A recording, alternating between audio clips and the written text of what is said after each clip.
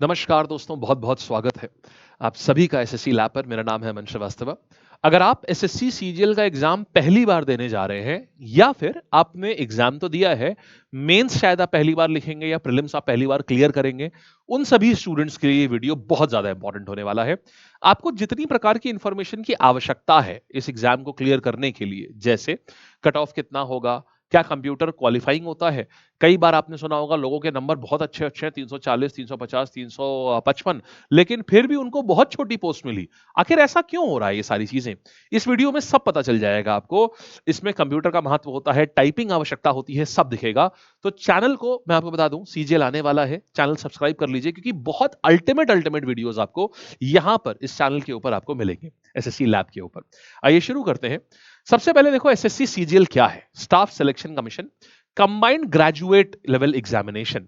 माने इसमें होता क्या है, जो मिनिमम एजुकेशनल क्वालिफिकेशन होती है यानी जिस पे आप अप्लाई कर सकते हैं वो ग्रेजुएशन होती है।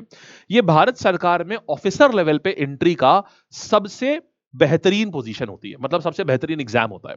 भारत सरकार में अगर आप ऑफिसर पद के ऊपर अगर आप जाना चाहते हैं तो इसके दो पोजीशंस होती हैं, ऑफिसर या इंस्पेक्टर कह लें। तो इस पे दो होती हैं, या तो आप यूपीएससी सीधे क्रैक करेंगे तो आप सीधे हेड की तरीके से आप जाते हैं, नहीं तो आप अगर आप ऑफिसर या इंस्पेक्टर लेवल पे जाना चाहते हैं तो आप एसएससी, यही दो ऑप्शंस होते हैं।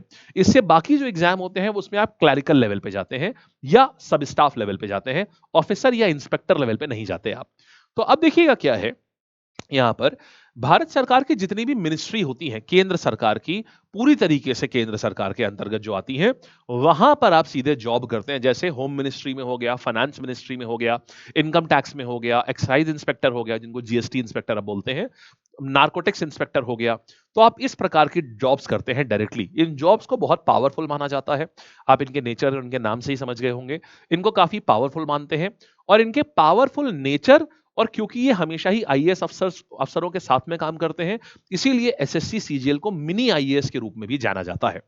अब देखते हैं कि किस तरीके से इसमें कौन-कौन सी पोस्ट होती हैं। देखिए इसमें एक छोटी पोस्ट है यानी पीएएसए से लेकर के, पीएएसए क्या होता है, पोस्टल असिस्टेंट या सॉर्टिंग असिस्टेंट। इसमें आपकी जॉब पोस्ट ऑफिस में लगती है। यहां से लेकर के आपका डबल एओ तक की, माने लेवल 4 से लेकर के लेवल 8 तक की जॉब, लेवल 3-4 से लेकर के लेवल 8 तक की जॉब आपके पास में यहां पर है। अब लेवल 8 में क्या होता है, इसका मतलब ये होता है असिस्टेंट ऑडिट ऑफिसर। ये सीधे गजेटेड ऑफिसर होता है, माने राजपत्रित अधिकारी। माने यहां पर ये एक असिस्टेंट लेवल पोस्ट है और ये एक सीनियर ऑफिसर लेवल पोस्ट है। ये इतना सारा रेंज ऑफ पोस्ट यहां पर होती है। कुल मिला के अगर हम बात करें तो तकरीबन 22 से 27 पोजीशंस के लिए ये एग्जाम होता है। 22 से 27 अलग-अलग प्रकार की पोस्ट होती हैं, उनके लिए एग्जाम होता है। लेकिन इनमें समानता ये होती है कि ये सारी प्योरली भारत सरकार की नौकरियां होती हैं। और अलग क्या होता है, इनमें लेवल अलग होते हैं। कोई लेवल 4 की जॉब होगी, कोई लेवल 5, लेवल 6, लेवल 7, लेवल 8। जब हम सरकारी जो नौकरियां होती हैं, इनमें जब हम लेवल की बात करते हैं, तो लेवल का अर्थ होता है उसमें जॉब में पैसा कितना है और उसकी पावर कितनी है। जिस प्रकार से इसमें लेवल बढ़ता चला जाता है, उस प्रकार से नौकरी में सैलरी भी बढ़ती चली जाती है और पावर भी बढ़ती चली जाती है। फैसिलिटी जो है कि आपको 5 डेज अ वीक ही जाना पड़ेगा अपने ऑफिस, वो सब सेम रहता है। फिर बात करते हैं लेवल 4 से लेके लेवल 8, लेवल 4 और ये आ गया लेवल 8 आ गया आपका। फिर हम देखते हैं यहां पर क्वालिफिकेशन, ये सबके लिए कांस्टेंट है और ये आपकी ग्रेजुएट होती है। मतलब जब आप फॉर्म भर रहे हैं तब आप ग्रेजुएट होने चाहिए। फॉर एग्जाम्पल जैसे इस साल इसका जो फॉर्म आएगा वो 22 अप्रैल को आएगा, तो 22 अप्रैल अगर है तो 22 अप्रैल के पहले पहले आपके फाइनल ईयर की मार्कशीट जो है वो आ जानी चाहिए। अगर आप फाइनल ईयर में इस समय हैं और अभी आपका फाइनल ईयर का जो फाइनल मार्कशीट होगी वो आप अगले साल आने वाली है, तो आप इस पे अप्लाई नहीं कर पाएंगे। इसकी एलिजिबिलिटी होती है कि आप पूरी तरीके से ग्रेजुएट होने चाहिए। हाँ, कभी कभी ये ऐसा कर देता है, जैसे अभी 22 अप्रैल को नोटिफिकेशन आएगी कि इसमें जो डेट वो मांगता है ना, वो कहता है चलो हमें 1 अगस्त से बता देना। अगर 1 अगस्त इसमें रख दी गई डेट कि 1 अगस्त को आप फाइनल ईयर क्लियर होने चाहिए, तो जो बच्चे इस बार अपना फाइनल एग्जाम दे रहे हैं फाइनल ईयर का, वो भी एलिजिबल हो जाएंगे। लेकिन कभी-कभी ये डेट 1 जनवरी रख दी जाती है। तो उसमें क्या होगा, जो बच्चे इस साल अपने फाइनल ईयर का एग्जाम दे रहे हैं ना, वो एलिजिबल नहीं हो पाएंगे। ये चीज नोटिफिकेशन आने पे ही पता चलती है। तो आप लोग, इसके लिए मैं कह रहा हूं आप लोग चैनल सब्सक्राइब जरूर कर लीजिएगा, क्योंकि जैसे ही ये नोटिफिकेशन आएगी हम आपको ये सारी जानकारी दे देंगे। अब देखिए दूसरा क्या है, एज की बात करें तो 18 से लेके 27-32, इसका क्या अर्थ है? देखिए मिनिमम जो है आप इसमें किस उम्र पे अप्लाई कर सकते हैं, मिनिमम आप 18 इयर्स की एज पे आप अप्लाई कर सकते हैं। इसमें से कुछ ऐसी पोस्ट होती हैं जो सिर्फ 27 एज तक ही आप अप्लाई कर सकते हैं। जैसे कि फॉर एग्जांपल अगर मैं बात करूं पीएएसए का, पीएएसए का बात करूं, टैक्स असिस्टेंट का बात करूं, तो यहां पर क्या होता है, आप 27 साल तक ही मैक्सिमम आपको लेगा। अगर मान लो आप 28 इयर्स के हो, मैं अपने एक ऐसे स्टूडेंट को जानता हूं जिन्होंने सिर्फ 2 दिन बड़े हो गए थे, वो सिर्फ 2 दिन बड़े थे, वो फॉर्म की डेट 31 अगस्त थी, 1 अगस्त थी, और उनका वो 29 जुलाई को वो 27 साल उनके पूरे हो गए थे। तो फॉर्म भरते समय वो 27 साल 2 महीने के थे। उन्होंने अपना पूरा फाइनल रिजल्ट आया, फाइनल रिजल्ट में उनके नंबर जो थे वो पीएएसए से ऊपर आ रहे थे, मतलब पीएएसए उनको मिल जाता, लेकिन क्योंकि वो 2 दिन बड़े थे उस उम्र से, इसीलिए उनको पीएएसए भी नहीं मिला, मतलब कोई जॉब नहीं मिल पाई उनको, जबकि नंबर उनके क्वालिफाइंग क्लियर था, नंबर अच्छे थे, नंबर क्लियर था सब कुछ। तो मेन चीज यही होती है इसमें कि आपको ये ध्यान रखना होता है एज की बात। 27 ईयर्स तक आप सब में अप्लाई कर सकते हैं। 27 से लेके 32, ये 30 साल तक जो होती हैं, 27 से 30 तक में जितने भी इंस्पेक्टर पोजीशन, ऑफिसर पोजीशन, ये सब 27 से 30 साल होती हैं। 31 और 32, इसमें 2 स्पेशल एग्जाम होते हैं, वो सिर्फ वही बच्चे दे सकते हैं, या अब तो खैर क्वालिफिकेशन बढ़ा दी गई है। 31 और 32 के लिए बहुत चुनिंदा पोस्ट होती हैं, उनके लिए 31-32 होती है। अन्यथा मैक्सिमम पोस्ट जो होती हैं वो 18 से 30 इयर्स तक में होती है। ठीक है, बस ये ऐसी होती हैं जिनमें 18 से 27 वर्ष होता है। तो आप ये समझ गए, 18 साल, 27 साल, जितनी भी ऑफिसर लेवल की पोस्ट होंगी, इंस्पेक्टर लेवल पोस्ट होंगी, वो सब 30 साल तक की होती हैं। तो बड़ी जितनी भी लेवल 5, लेवल 6 की पोस्ट है, वो सब 30 साल तक होती हैं। चुनिंदा 1-2 पोस्ट ऐसी होती हैं जो कि 32 साल तक भी अलाउ करती हैं, जैसे जेएसओ वगैरह हो गया, स्टैटिस्टिकल इन्वेस्टिगेटर वगैरह हो गया। आइए और आगे आते हैं। अब देखिएगा डेट इसका, इस बार फॉर्म कब आ रहा है, 22 अप्रैल को इस बार इसका फॉर्म आ रहा है, और 1 महीना फॉर्म भरने को दिया जाता है। तो जो पेपर होगा आप मान के चलिए ये जुलाई के करीब होगा, जुलाई एंड में ये पेपर होगा आपका। अच्छा, फिर देखिएगा, यानी अगर आपको तैयारी की बात करें, अगर आप इस अपना मन बनाना चाहते हैं इस परीक्षा की तैयारी करने के लिए, तो आप अपना मन ऐसे बना सकते हैं कि अभी मार्च खत्म हो रहा है, अप्रैल, मई, जून, जुलाई, हमारे पास मोटा मोटा 4 महीने हैं। मैंने इस एग्जाम को क्रैक किया था 2016 में, मुझे ministry of defence, SSC CGL के थ्रू, सीजीडीए के थ्रू मिनिस्ट्री ऑफ डिफेंस में सीजीडीए मिला था मुझे, पहले ही अटेम्प्ट में क्रैक हुआ था। और फर्स्ट अटेम्प्ट में गवर्नमेंट एग्जाम क्रैक होते हैं, ये मैं हमेशा बोलता हूं, अगर आप पूरे शिद्दत से आप करिए। मुझे इसकी तैयारी करने के लिए 84 डेज मिले थे 2016 में, आज से 9 साल पहले, और 84 डेज में हमने इसकी तैयारी करके इसे क्रैक किया था। तो अभी क्या करिएगा, आपके पास अगर 84 दिन से, उस समय तो रिसोर्स भी नहीं होते थे इतने, तो अगर आज तो आपके पास सारे रिसोर्स भी हैं, तो आप भी इसकी तैयारी कर सकते हैं, क्रैक कर सकते हैं इस एग्जाम को। आपको, लेकिन आपको पूरी तरीके से इसमें डूबना होगा। आइए फिर बात करते हैं वैकेंसीज का ट्रेंड, देखिएगा जरा। 2024 में यहां पर आई थी 18,000, 22 से देखते हैं, 22 में 36,000 वैकेंसी, 23 में 8,000 वैकेंसी, 24 में 18,000 वैकेंसी। तो अगर हम इसको कुल मिला के मोटा मोटा देखें, तो 20 से 25,000 देखिए एक्सपेक्टेड है, लेकिन फिर भी वैकेंसी के मामले में अक्सर धोखा मिल जाता है हम लोगों को, जो स्टूडेंट्स होते हैं उनको धोखा मिल जाता है अक्सर वैकेंसी के मामले में, तो इसीलिए हम इसको मान के चलते हैं 12,000 के आसपास, एक सेफ साइड लेके चलते हैं। 12,000 से ज्यादा आ गई तो खुशी होगी, लेकिन 20,000 मान के चले और कम आई तो 18,000 भी आई तो दुख होगा। तो हम मान के चलते हैं 12,000, 10 से 12,000, जो कि एक अच्छा नंबर होता है, क्योंकि ये सारी ऑफिसर लेवल जॉब होती हैं इनमें मोस्टली। तो 10 से 12,000, और सारी सेंट्रल गवर्नमेंट की जॉब है, तो इसमें रुतबा अच्छा होता है, पावर अच्छी होती है, पैसा भी अच्छा होता है, प्लस वर्क लाइफ बैलेंस तो बहुत ही अच्छा होता है। फिर देखिएगा एग्जाम पैटर्न की बात करेंगे, इसमें 2 चरणों में एग्जाम होता है। पहला चरण होता है ये क्वालिफाइंग होता है, जिसमें आपके 4 सब्जेक्ट आते हैं, रीजनिंग, इसके बाद आगे आपका जनरल अवेयरनेस। जनरल अवेयरनेस में आपके 10th तक के history, polity, geography, economics, physics, chemistry, biology, current affair, static GK, ये सारी चीजें आती हैं यहां पर। रीजनिंग में आपके वही नंबर सीरीज हो गया, कि ऐसे नंबर दिए हुए हैं, फिर बताओ यहां पर कौन सा आएगा, ये आता है इसमें। फिर आती है मैथ्स, 10th तक की मैथ्स आती है, और इंग्लिश आती है। तो 25-25 सवाल आते हैं सबके, हर सवाल 2 नंबर का होता है, तो 100 सवाल हो गए, हर सवाल 2 नंबर का, तो 200 नंबर का पेपर आता है। गत वर्षों में इसका कट ऑफ तेजी से इसमें वृद्धि हुई है, क्योंकि बहुत सारे लोगों का इंटरेस्ट अब गवर्नमेंट जॉब की तरफ आ गया है। जब से कोविड खत्म हुआ ना, तो सबने देखा कि यार स्टेबिलिटी जो होती है वो गवर्नमेंट जॉब में है। प्लस एक दूसरी चीज क्या होती है, जो बच्चे सेलेक्ट हो चुके होते हैं वो भी कई बार एग्जाम देते हैं कि उनको और बेहतर पोस्ट मिल जाए, जैसा कि यूपीएससी में भी होता है। जो आईपीएस बनता है वो हर साल एग्जाम देने की कोशिश करता है कि भाई आईएएस बन जाए, आईआरएस वाला आईपीएस या आईएएस के लिए ट्राई करता है। तो बिल्कुल इसी तरीके से, जिसमें मान लीजिए इसमें किसी का छोटे पद के ऊपर मान लीजिए लेवल 4 पे सिलेक्शन हुआ या लेवल 5 पे हुआ, वो सोचता है मैं लेवल 7 के लिए ट्राई करता हूं। तो इस कारण से गत वर्षों में इसके जो कट ऑफ है उसमें वृद्धि हुई है। तो अगर हम कट ऑफ की बात करेंगे, कट ऑफ खैर अभी आगे आएगा, तो हम सीक्वेंस में एक बार पेपर पैटर्न आपको क्लियर कर देते हैं। कट ऑफ एक टाइम पर मतलब 140, 145, 135 से अभी ये 153 तक गया था, मतलब कि 150 क्रॉस कर दिया था। 200 में से 150 एक अच्छा कट ऑफ होता है। हालांकि ये जो टीयर 1 होता है सिर्फ क्वालिफाइंग होता है, ये मतलब आप सिर्फ क्वालिफाइंग नंबर ले आइए, इसके नंबर मेरिट में नहीं जुड़ते हैं। फिर देखिए ये आता है टीयर 2 माने मेंस का पेपर, इसके नंबर मेरिट में जुड़ते हैं, मतलब आपको कौन सी पोस्ट मिलनी है, लेवल 4 मिलेगी, लेवल 5, लेवल 6, लेवल 7, ये डिटरमाइन सिर्फ और सिर्फ ये टीयर 2 वाला पेपर करेगा। अब इसमें भी देखिए किस प्रकार से होता है। इस ये जो पेपर है ये आपका 3 सेक्शन में बटा हुआ होता है। पहले सेक्शन में 2 सब्जेक्ट आते हैं, मैथ और रीजनिंग। ये 30-30 यहां पर 30-30 सवाल आते हैं। यहां सवाल देखिए, प्रीलिम्स में 2 नंबर का एक सवाल था, नेगेटिव मार्किंग भी होती है 0.5 की प्रीलिम्स में। यहां पर क्या होता है, यहां पर सवाल अब 3 नंबर का एक हो गया है और नेगेटिव मार्किंग -1 होगी। तो ये आपका 90 नंबर 90 नंबर, 30 नंबर की मैथ्स आ गई, 30 नंबर की रीजनिंग आ गई। फिर इंग्लिश और जीए आता है। इंग्लिश के 45 सवाल आते हैं सबसे ज्यादा, 3 नंबर का एक सवाल माने 135 नंबर। फिर आता है जनरल अवेयरनेस। तो जनरल अवेयरनेस की अगर हम बात करेंगे, यहां 25 सवाल होते हैं जनरल अवेयरनेस में। ये 25 क्वेश्चंस होते हैं, जो कि हर सवाल 3 नंबर का होता है। तो 75 नंबर यहां पर आ गए। अब देखिएगा, फिर इसके बाद आप कंप्यूटर्स देख रहे हैं। देखिए आपका जो अब यहां बहुत ध्यान से समझना, यहां तक जितना भी है, ये जो भी है, ये इसकी मार्किंग स्कीम होती है।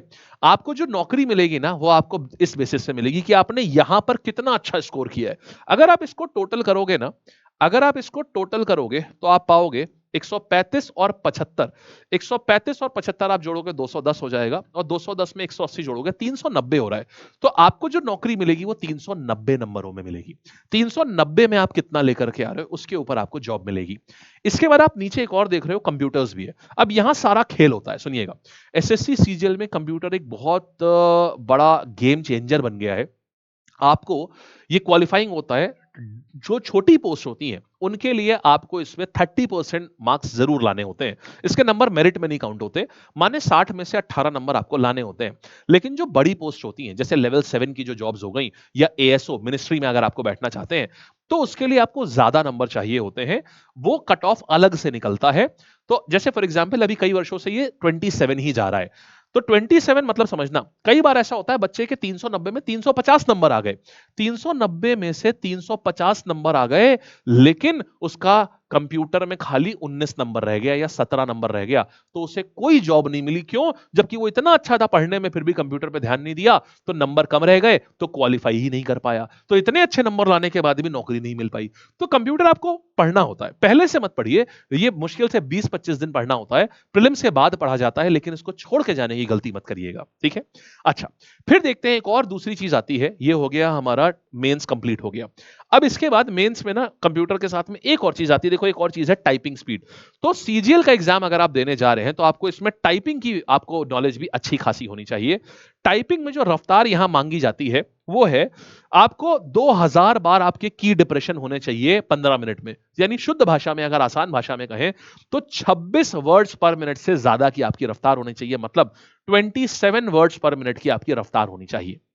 तो ये आता है। तो अगर आप परीक्षा देने जा रहे हैं सीजीएल की, तो आपकी कम से कम 27 वर्ड्स पर मिनट की रफ्तार होनी चाहिए। अब गड़बड़ क्या होती है, आप सब अपने घरों में जब टाइपिंग प्रैक्टिस करते हैं ना, तो एक से एक अच्छे कीबोर्ड लेके आते हैं, लेकिन वहां पर आपको एकदम गोबर कीबोर्ड मिलेंगे। आपको जब आप देने जाएंगे वहां पेपर, तो आपको कीबोर्ड ना आपसे बटन ही नहीं दबेंगे। तो जो घर पे आप 28-29 की स्पीड ला रहे होते हो, वो एग्जाम में 20-21 की पहुंच जाती है, 22-23 तक पहुंच जाती है।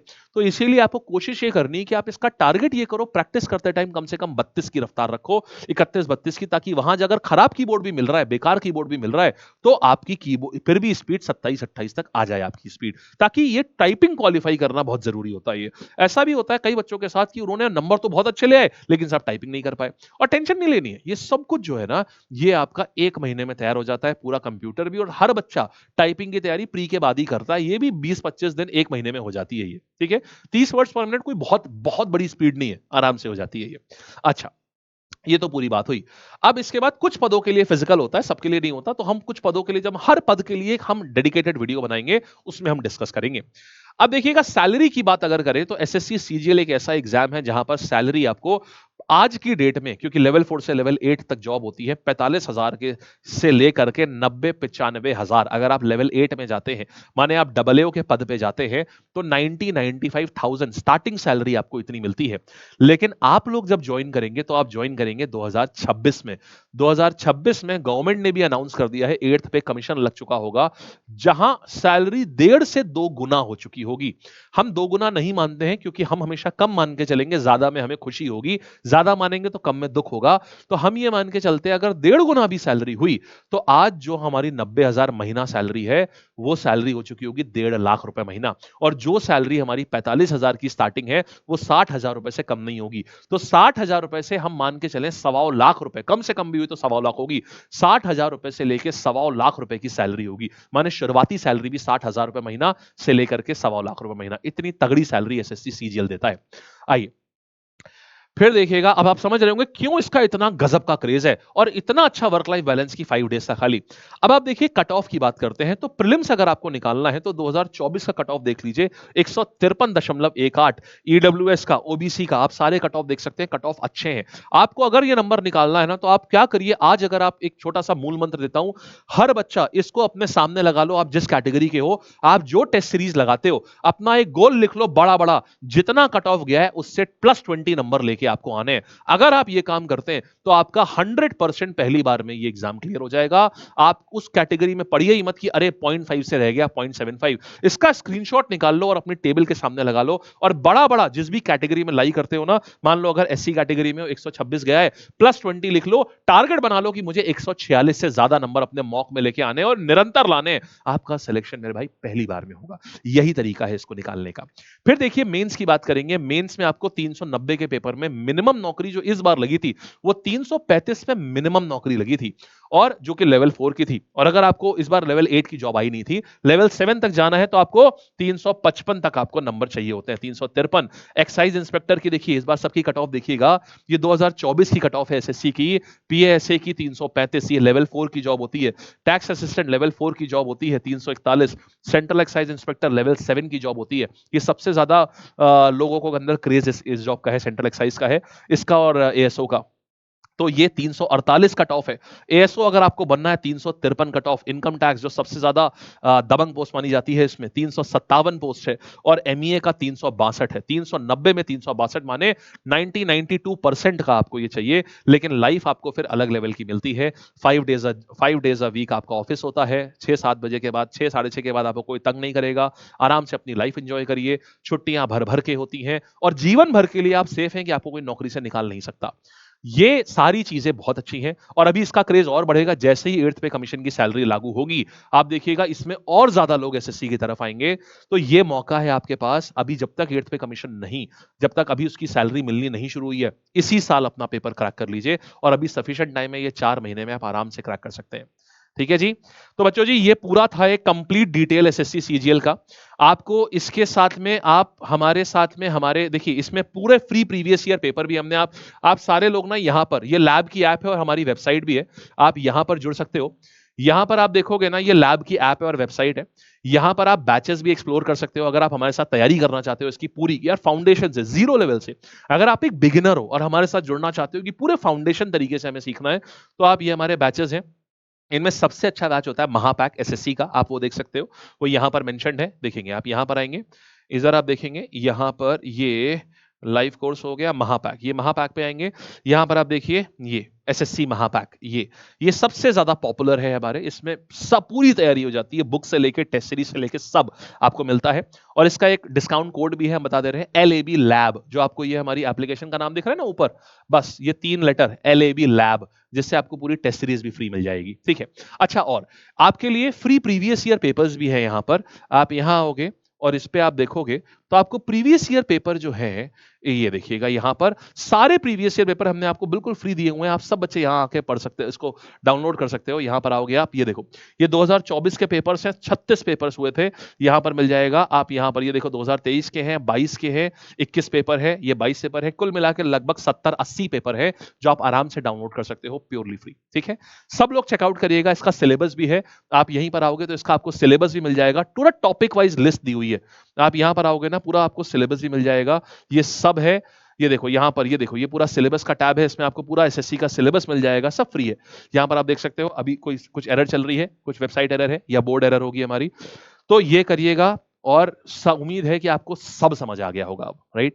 अब आप इसको बढ़िया से देखिएगा, कोई भी डाउट हो तो आप हमसे पूछिएगा, कुछ भी आप और चाहते हो, कोई और आपकी इन्फॉर्मेशन आप चाहते हैं वो भी पूछिएगा। इसमें सारी इन्फॉर्मेशन हमने क्रक्स पूरा आपको दे दिया है। अब आप इससे इस एग्जाम को निकालने के लिए जितनी इन्फॉर्मेशन चाहिए थी, आप पूरी तरीके से आर्म्ड हैं आप।